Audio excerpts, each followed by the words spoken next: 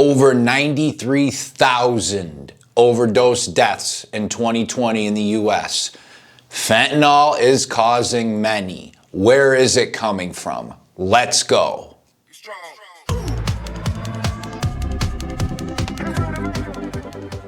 So before I get into where all the fentanyl is coming from, Soberdogs does not promote or condone any drug use. Please seek professional medical help if you have an addiction. These videos are vital educational videos about the opioid epidemic and everything going on.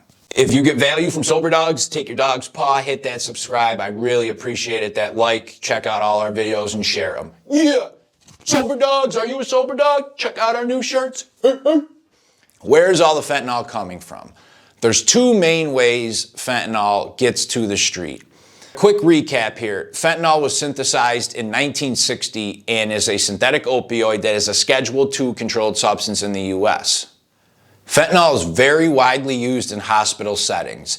In 2018, it was the most used synthetic opioid in hospital settings for intraoperative analgesia. Intraoperative analgesia. Basically, pre-operation, post-operation, they're using fentanyl. They use it for the anesthesia. It's mixed with other stuff like propofol for anesthesia. It's used for painkillers. That IV bag a lot of times is fentanyl.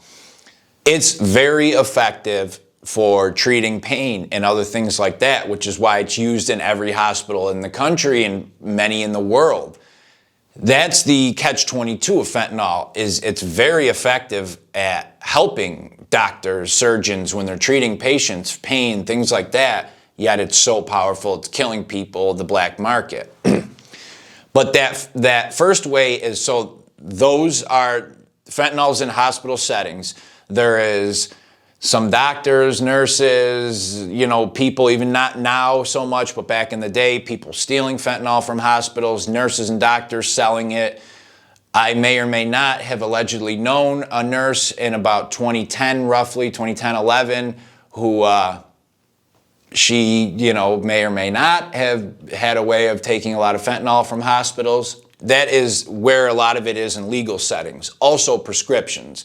People can get prescriptions for fentanyl. They got the patches, suckers, buccal, sublingual tabs. They had sprays, like a nasal and a throat spray. So people get prescriptions, they sell the prescriptions, they try to break it down, they spray it onto pills, a lot of things like that. How many fentanyl prescriptions are there? In 2015, there were 6.5 million scripts for fentanyl in the US. Now that number has gone down with everything with the regulation and the awareness of fentanyl. It's gone down to 4 million in 2018. So I think that's a good thing. I know there's a lot of pain advocates who would complain about that. And I know there's a lot of people who genuinely have a hard time getting their meds now because of people like me back, abusing them. I understand that. I feel bad for them, but I also, out of that 6.5 million people in 2015 getting fentanyl scripts, I mean, at least 1 million are abusing it. That's just like back in the day with Oxy. I don't know how many scripts there were, but so many people just knew the game and were going in there getting them. There's also a lot of evidence that long-term opioid use for pain is not that effective, that there's other things to use. The tolerance just keeps building, and that's a different story. But so that's a lot of fentanyl scripts. That's one way it gets on the street. There isn't great numbers on this, but estimates are that way accounts for between 5 to 10% of the illegal fentanyl on the streets. The second way is the big way. It accounts for about 90% of the street fentanyl. How it comes is these major labs in China make fentanyl and either ship it directly to customers with dark web sites, through the mail, hidden in other stuff, or they ship it directly, fentanyl, to cartels who buy it and either mix it or sell it whole as is. Or what they're doing now is US, China, Mexico, the governments are cracking down on fentanyl and selling fentanyl, and even with like legitimate doctors and stuff trying to buy it, it's a lot harder. So what they do now is they create the precursor chemicals and sell those as is, which by themselves are not illegal.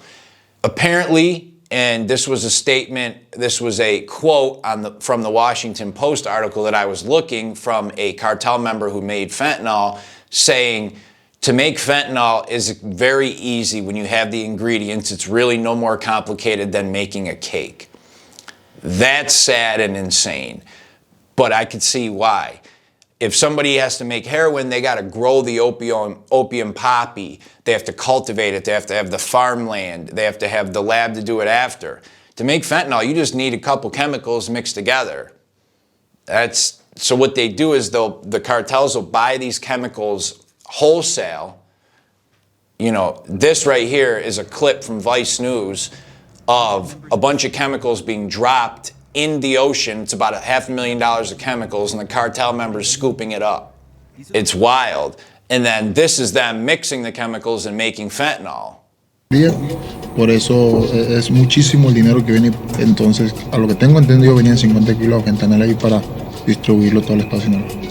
So they've lit the butane under these two heavy metal tubs, and we've got some sort of brown powder in one tub and big long wooden sticks that they're using to stir the material. It's nuts what they do, and it's so easy.